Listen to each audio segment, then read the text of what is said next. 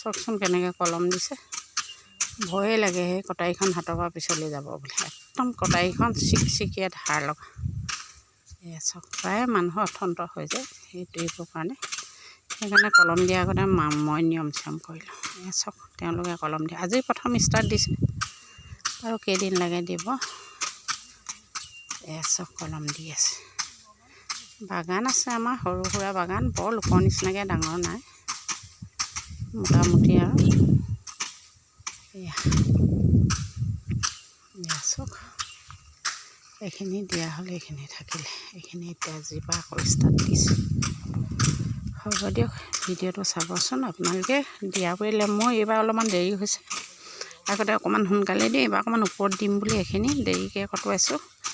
LP DS MS এইবোৰ দিলে অলপ সোনকালে কটোৱাই দিওঁ। মই এইবোৰ এতিয়া আকৌ আজিৰ পৰা ষ্টাৰ্ট হ'ল আৰু বাগানলৈ অহা। হ'ব দিয়ক, ভিডিঅ'টো চাব, লাইক আৰু ছাবস্ক্ৰাইব